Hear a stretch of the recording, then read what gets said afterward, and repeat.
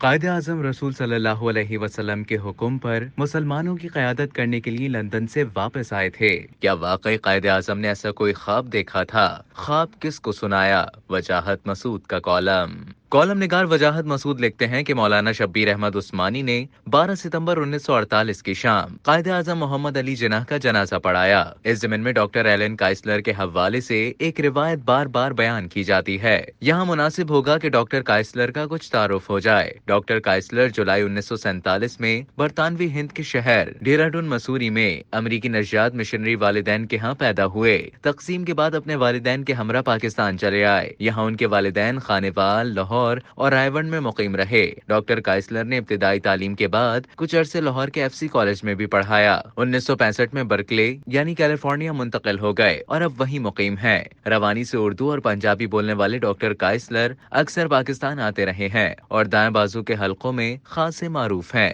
بین المذہب مکالمے کے مختلف اداروں سے وابستہ ہونے کے باوجود حیران کن طور پر 90 کی دہائی میں متعارف ہونے والے انتہا پسند مذہبی تصورات مثلاً غزوہ ہند وغیرہ کے پرجوش حامی ہیں۔ غزوہ ہند کا پرچار کرنے والوں نے کبھی یہ وضاحت نہیں کی کہ مجموعہ غزوہ ہند میں صف مبارزت میں کس طرف ہوگا۔ سوشل میڈیا پر ڈاکٹر کائسلر کے لیکچر جمہور مخالف پلیٹ فارمز پر کثرت سے دستیاب ہیں۔ ان لیکچرز میں ڈاکٹر کائسلر ایک واقعہ بار بار دہراتے ہیں کہ مولانا شبیر احمد عثمانی سے سوال کیا گیا کہ آپ نے قائد اعظم کی نماز جنازہ کیوں پڑھائی، تو انہوں نے جواب دیا کہ قائد اعظم کا جب انتقال ہوا تو میں نے رات رسول اکرم صلی اللہ علیہ وسلم کی زیارت کی۔ رسول صلی اللہ علیہ وسلم قائد اعظم کے کندھے پر ہاتھ رکھ کر کہتے ہیں کہ یہ میرا مجاہد ہے۔ سوال یہ ہے کہ مولانا کو اس سوال کے جواب میں اپنی مذکورہ خوش نصیبی کے اظہار کی ضرورت کیوں پیش آئی؟ کیا قائد اعظم کا جنازہ پڑھانا کوئی قابل اعتراض فعل تھا؟ یہ تو واضح ہے کہ نماز جنازہ سے متعلق سوال کرنے والا قائد اعظم کے بارے میں حسن ظن نہیں رکھتا تھا۔ مولانا نے اسے دو ٹوک انداز میں یہ کیوں نہیں بتایا کہ قائد اعظم ان کے سیاسی رہنما،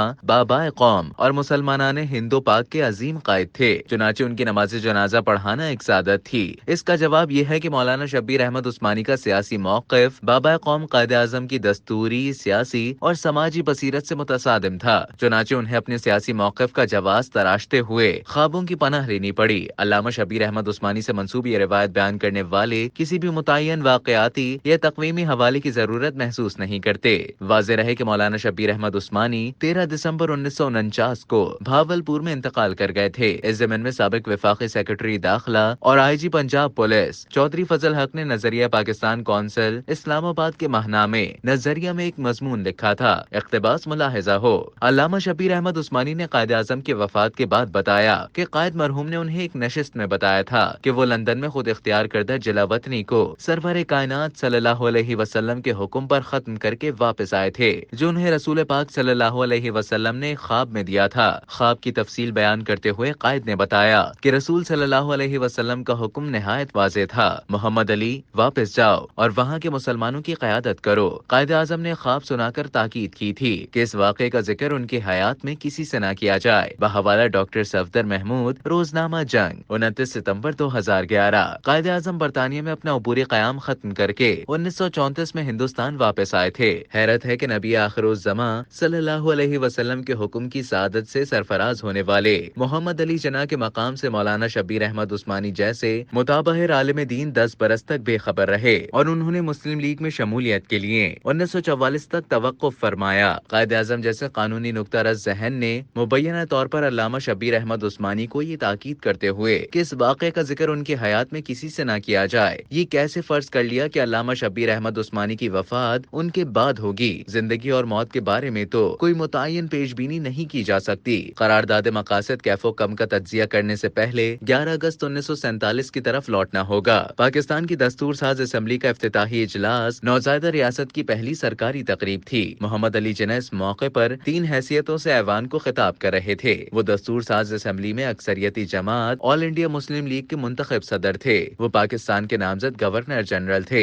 اور اس تقریر سے کچھ ہی دیر پہلے نئی دستور ساز اسمبلی نے انہیں اپنا صدر منتخب کیا تھا۔ ان نمائندہ ترین حیثیتوں میں قائد اعظم اہل پاکستان نیز بیرونی دنیا پر پاکستان کی نئی ریاست کے قد و خال واضح واضح کر رہے تھے تو وہ نہ تو کسی عوامی اجتماع میں خطاب کر رہے تھے اور نہ اپنے سیاسی رفقا سے مخاطب تھے۔ یہ تقریر دراصل پاکستان کے سیاسی اور آئینی خدوخال تراشنے کی پہلی کوشش تھی اور اس موقع پر اسمبلی میں کوئی مذہبی رسم منعقد نہیں کی گئی، حتیٰ کہ تلاوت قرآن تک نہیں کی گئی۔ ضمیر نیازی نے اپنی کتاب پریس ان چینز میں دستاویزی حوالے سے بیان کیا ہے کہ پاکستان کے کچھ اعلیٰ سرکاری اور سیاسی عہدیداروں نے قائد اعظم کی اس تقریر کی اشاعت رکوانے کی کوشش کی تھی۔ روزنامہ ڈان کے مدیر الطاف حسین نے دھمکی دی کہ وہ خود قائد اعظم سے بات کر کے اس تقریر کے بارے میں براہ راست احکامات حاصل کریں گے۔ اس پر قائد اعظم کے برخود غلط رفقا کو وقتی طور پر اپنی سازش لپیٹنا پڑی۔ تاہم یہ امر واضح ہے کہ پاکستان میں روز اول ہی سے نظریاتی کشمکش کی بنیاد موجود تھی۔ اس کا ثبوت 3 ستمبر 1947 کو اخبارات میں شائع ہونے والا مولانا شبیر احمد عثمانی کا بیان تھا۔ اگلی نشست میں قائد اعظم کے فرمودات اختصار سے بیان کر کے ان پر مولانا شبیر احمد عثمانی کا دستاویزی موقف دیکھیں گے۔